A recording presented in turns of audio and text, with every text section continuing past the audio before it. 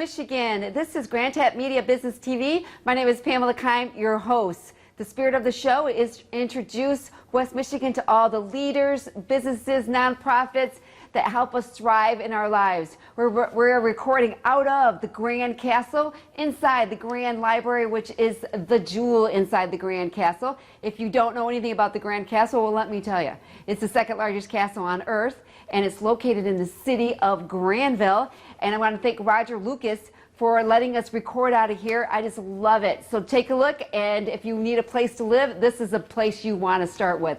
So I have a very special guest for you to meet today, and I've been wanting her on my show, but she's quite busy, and she'll be able to share that with you, and I was so happy she agreed to be here today. So I want to introduce you to Kathey Batey, and if you've gone through kind of difficult, maybe a divorce, you might know her, or you've seen her on social media, because now she's delved into the political world, and I wanted to congratulate her on her win in November.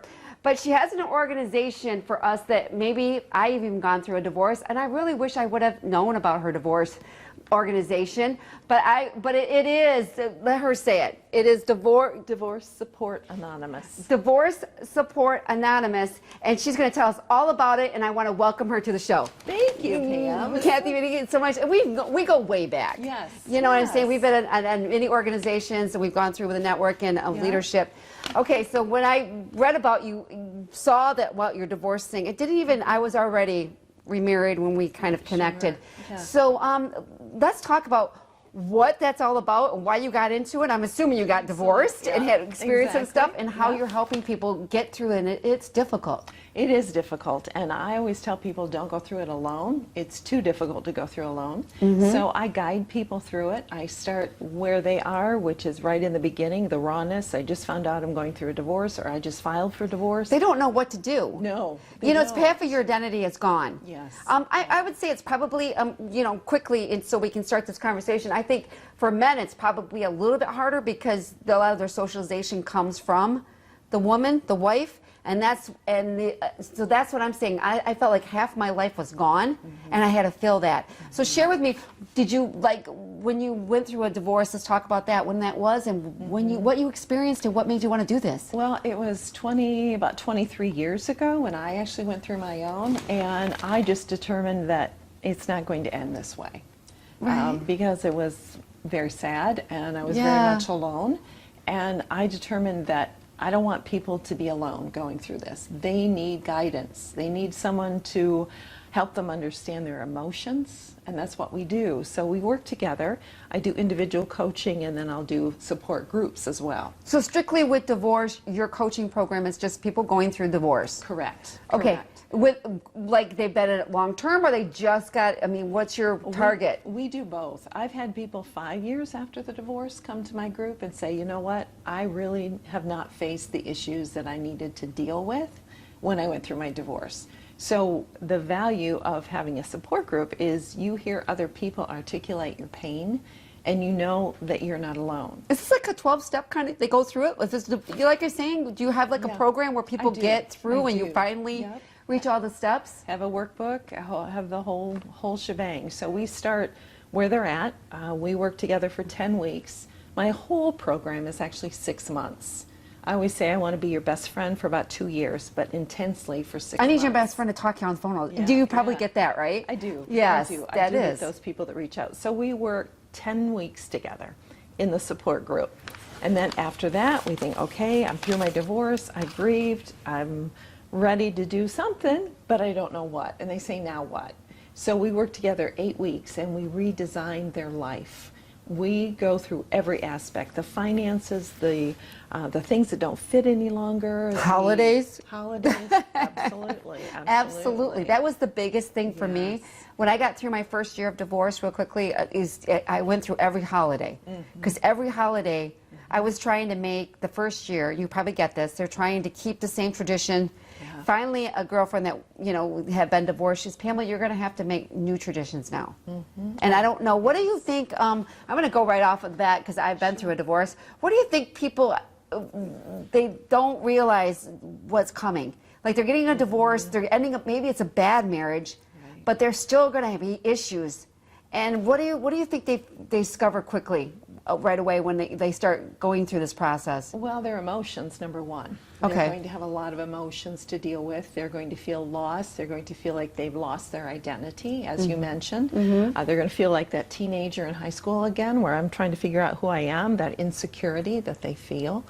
So the emotions are number one. And then next are the decisions. I'm also a domestic mediator.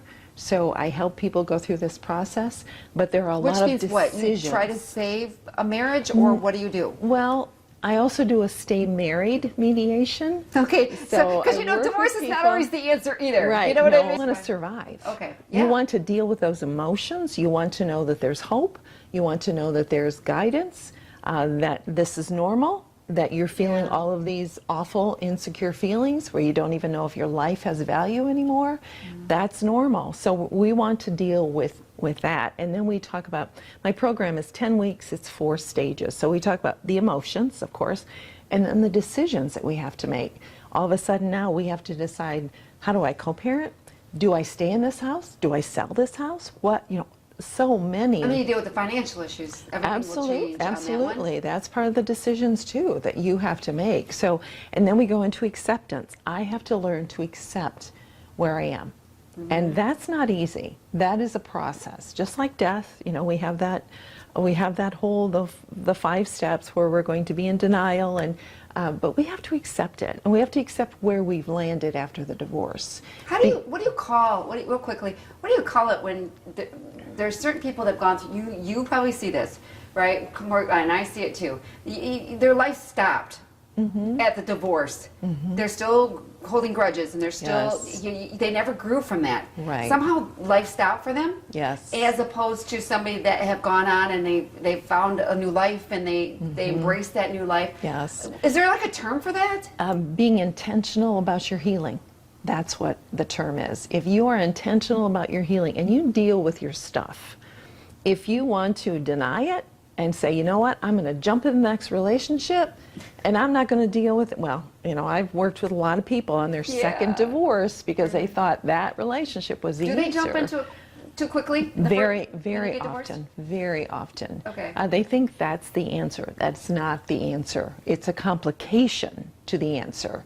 The answer is you have to be intentional and deal with your stuff, deal with your emotions, deal with your acceptance, deal with who you are, rediscover who you are, have a plan, look at all of your life, and that's what we do in redesigning your life is we look at what no longer fits. What do I need to get rid of? What do I want? Who am I? Yeah. And we cannot define who we are a lot of times. And this comes the full spectrum. Those people who are blatant and say, I don't know who I am, I don't know what's going to happen to me. I don't know where I belong. Yeah, exactly. belonging. And those who feel it, but they're not brave enough to admit it. When I went in public, I felt like I had this big D on the top of my forehead, right? Right here. Right. And I felt I almost felt naked. Everybody saw it. Yeah. Everybody was watching, how I was going to be that way. And then, of course, everything gets divided. You lose friends. And I told my friend who was going through a divorce, I'm like, you got to forgive your friends. Forgive your friends. They don't know what to do. Exactly. And they don't do anything, and then you feel even more alone. But they're confused. And our children are confused, and they behave in strange ways. Why? Because they're trying to deal with their own trauma of losing their foundation, their family. It's a big impact on kids. It always do. Absolutely. But my other thing is, too, is I no longer fit in the couple world. I don't longer fit. So when I would go to, they would invite me because they were kind. Yeah. And I just kind of felt like, I couldn't wait to get out of there. Yeah. I just didn't fit. And that's really more on the person going through divorce than it is the people. We get to, if we are intentional about our healing, we get to where we're comfortable with our own single self. And that's where we want to go.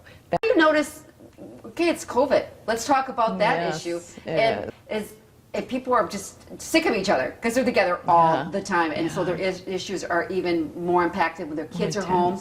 They're trying to figure it all out. They may be having financial issues. Are we seeing more divorce now? Well, we have an additional stress level on the marriages, right? So the strong marriages are going to come together, unite, and make it through this. Those that had issues before, now this just magnifies. You delved into jumping into politics. You were just Yes. voted in, board I of trustees was. in the I was. Plainfield Township.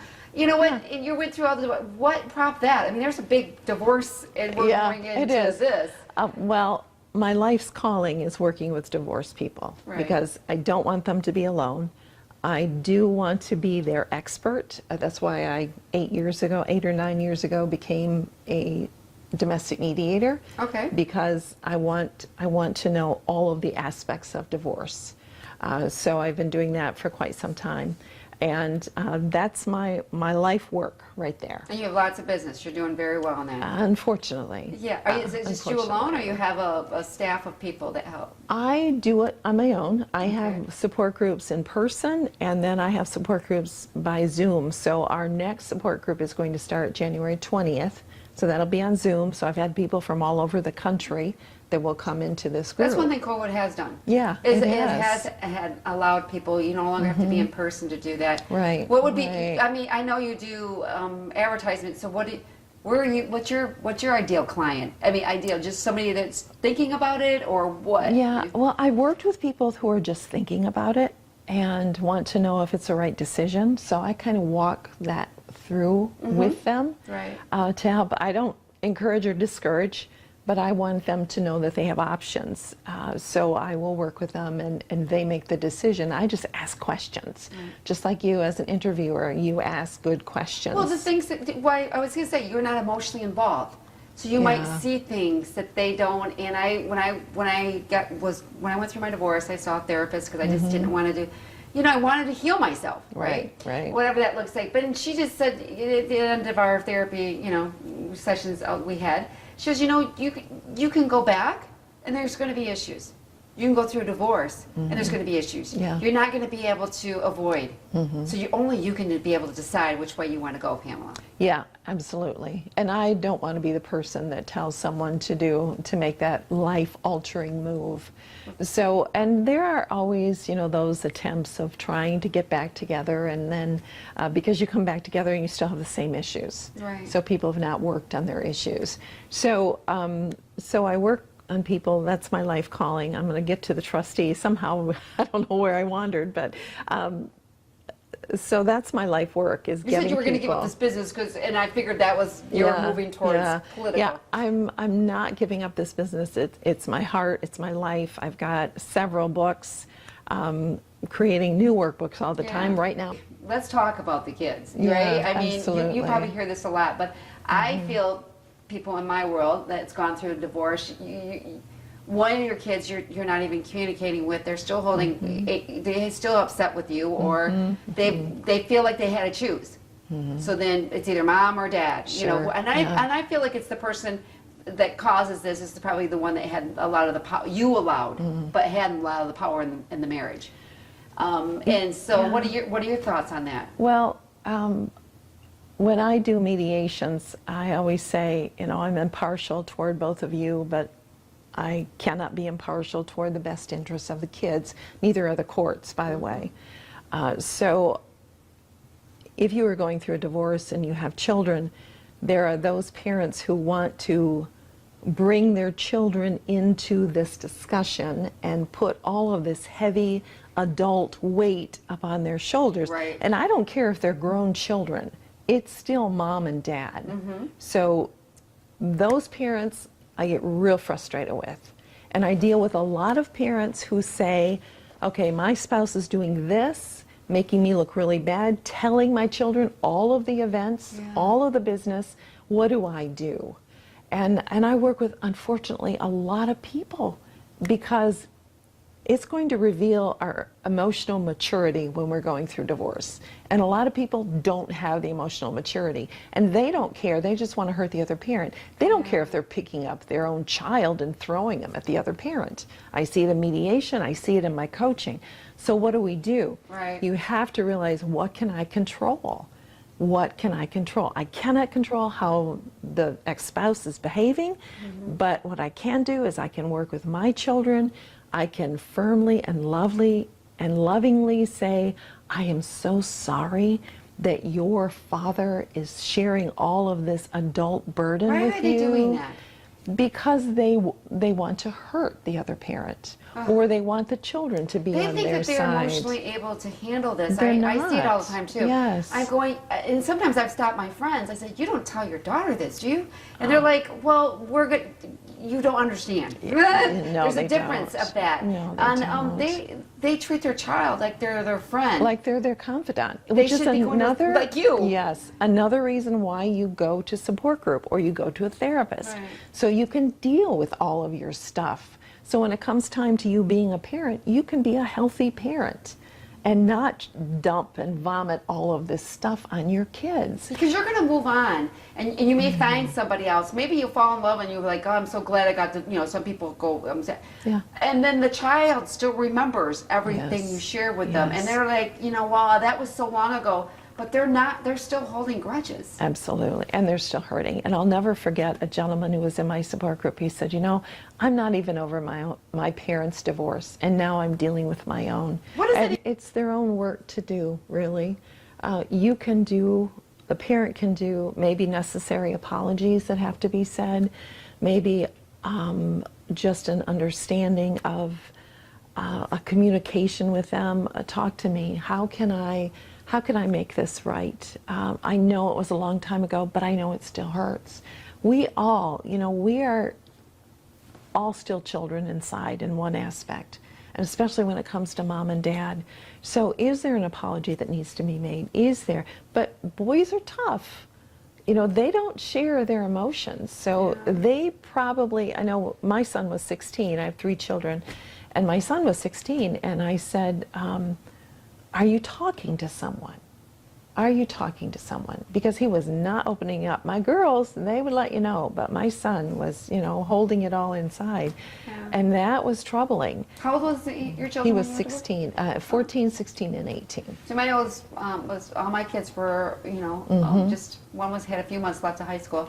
So they were all in college or done with college. Yeah. 2 of them were done with college. Right. So it right. wasn't like, But I do understand in somewhat, but I look at this and I'm thinking, what are you supposed to advise? I hear this all the time. Yeah. And I don't know what that looks like. Is there something to where, and that moment, especially with boys, is going to have to be organic. You're not going to very easily sit down with them and say, hey, I want to talk to you. I want to clear this air. I want it to be right. You're going to have to find that moment, and I would suggest really praying about it because it's a spiritual is the church aspect. Is the church I felt the church loved me when I got divorced. I was Catholic, as opposed to me leaving them. But anyways, what is the church helping in these situations? Because sometimes they have this persona of what they want to look like. They've got the perfect church. And they're going to say, many churches, and we are. They want to do right, but they hold on to that one verse that says God hates divorce. Oh, no. And it's true, he does. Okay. But he also provided divorce as a way to protect women, to keep them safe. Moses had to deal with people that wanted divorce. Yeah. There's things that we're not Right. perfect people. Right, but it was specifically, if you study it deeply, and I've listened to a lot of messages on it and read a lot, it was provided for God to give protection to women so that they were not stuck in a difficult, painful, abusive relationship. So the church has come a long way. Okay. It's a fact of life.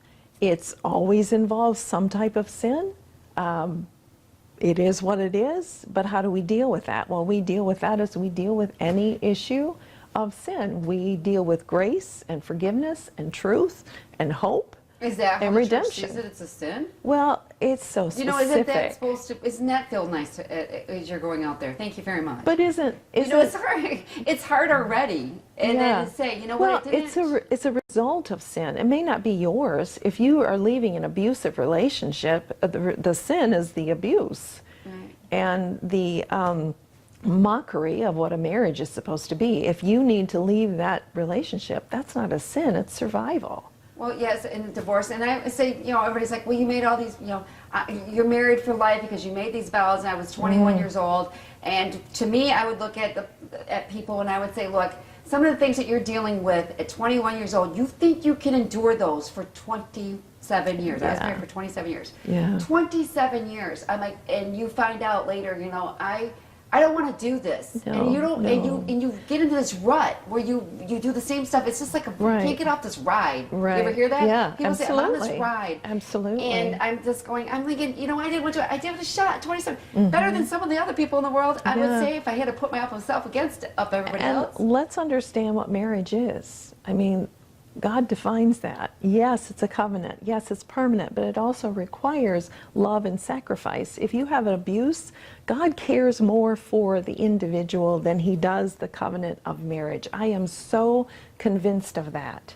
So if you are in an abusive relationship, that is not God's design. In any church or someone who tells you you should stay, he'll get better, or no. You need to survive. Right. There is an outlet called divorce for you to survive. And I've worked with so many women in particular who have been in abusive situations. And the church is getting better of being that place of sanctuary. And I know when I finish mine, I hold some of them in church, and I finish my 10 weeks, I say, I hope we have been the church to you. The real church, Right. A place of sanctuary, a place of hope, a place of forgiveness, a place of where you can move forward after divorce. I'm glad to hear that. I was told when I was going through my divorce that they said don't go to the church. Church was not going to help you through this. Oh, and that was that's true. so sad. And that was true. She goes, and all your Christian friends are not going to be. And actually, it was my Protestant friends that got me through. All my Catholic friends abandoned me, and no, I never got one call through all this. So I will tell you, maybe just one. Maybe I got one along. So I will say one. But I would remember, right? And that's what that thing. So you're losing your church, you're losing your faith, and then you're feeling like you're a sinner. Yeah. Right. It is so isolating and so difficult of a journey. Don't go through it alone. You don't have to. No. That's why I have Anonymous on my support groups. If you want to, and I have worked with pastors going through divorce, pastors' wives going through divorce. I've been doing this for over 15 years. Because I was just like I was right here, right? And then the hardest is on Sundays. Sundays was the hardest day of the week. Yeah. And how long ago was your divorce? I was final in 2011, but I was separated for 2 years. But I tell you what, getting through Sundays, I became a workaholic. I didn't, jump out in the world. And that was your coping skill, Yes. which is true of many men in particular. That will be their coping skill. I'm not going to deal with this. I'm going to throw myself into my work, right? And I'm just going to let the time pass. Well, I've met with those men years later, and they're still dealing with those issues. And the reason I ask you what year it was, that is the impact of divorce. We don't forget the people who were there, the people who were not there. We don't forget the experience, the pain, the trauma. That's why I say you need support. You need someone who's going to guide you. And you can join my groups, or you can just come on my Facebook page, Divorce Support Anonymous, and you will see support there.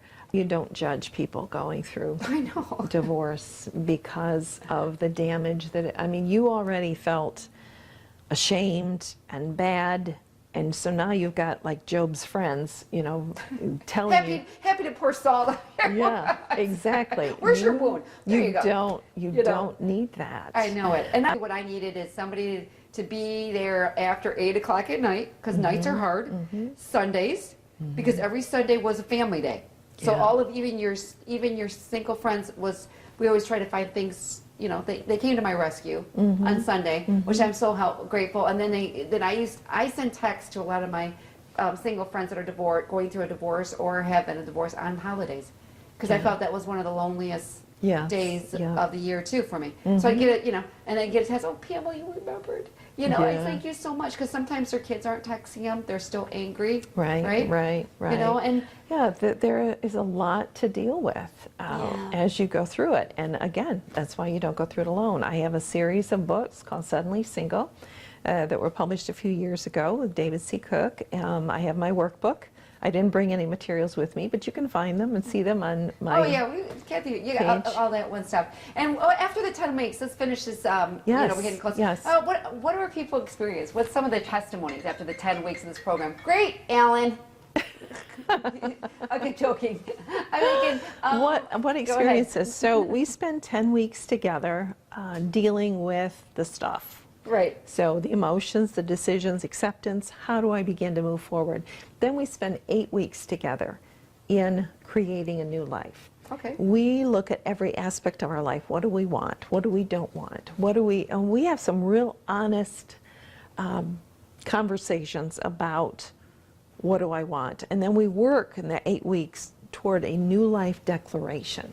Wow. To where they have written a new life declaration that involves where they want to go, what they want to do. It's a wonderful guidance. That book, that is 8 weeks. And then after that, we have 5 weeks together as a mastermind group. So if they were ready, but I'm not there to judge. Yeah, really. It's their decision. But I've also dealt with people who have to go through their second divorce before they say, okay, I wasn't healed. I have to tell you this story, simply because it was so profound to me. I had this guy who came back after a support group and after we went through Redesigning Your Life, and he said, I was so angry with you because you told me not to date. I was so angry that you said that. And then I went on some dates. And then I realized why you said, don't date. Because I was not ready. You are to focus on your healing and yourself and processing your grief before you're ready to venture out. When you do, when you are honest about your stuff and you deal with your stuff, then you're going to be a healthy person. When you're a healthy person, you attract healthy people. Right, right. And that's why I encourage them, focus on yourself and your healing instead of thinking, and many people do, it's the next relationship that's going to make me happy. Yeah, but don't we? We feel like somebody's going to heal us. We do. And the only person person who can heal you is Jesus, not another individual. So if you are focusing on your healing, your physical, your emotional, your spiritual healing, you get yourself together, and then you're going to attract the right, healthy And sometimes person. they want to prove something to the other person, right? Yes, they do. We all want to prove that we're still lovable. Absolutely. Especially if you were the one that was left. Yes. You're like, I'm still lovable, right? Yeah, and I'm still appealing, and you bet. You know what I mean? Yes, So this we takes a do. lot on that one. With our children. Yep. And so anything else you wanted to, as we're wrapping this up, Kathey? Join me on my Facebook page, Divorce Support Anonymous, and I am doing, again, Facebook Live at noon for about 5-10 minutes all the way through the month of December. I have a variety of tools. My next group in person, hopefully, if COVID holds off, will be January 12th. And then on Zoom, we will be doing it we do it 9 o'clock at night because babies are put to bed. Yeah. And it's a time that seems to work for a lot of people. So that'll start January 20th. So inquire, I'll gladly talk. I talk to a lot of people a lot of times. So I do individual coaching, and I certainly have the programs. All right, I will have that information put on the Facebook when we put this interview out. I'll try to get out as soon as possible. But we want to congratulate you on being, we didn't even get a chance to talk about that, so we'll have to have you back on that one. Divorce is a big topic, and a lot of people don't want to talk about it, and there's still whispers. It's kind of like saying, cancer. They say it on that one, or she's divorced. Yeah. You know what I'm saying? Yeah. And we all been there, at least you and I have been there. We understand people have gone through that. All right, we want to thank Kathey Batey for being here. Thank you. you. My name is Pamela Keim, and we will catch you next time on Grant Media Business TV. Take care, everyone.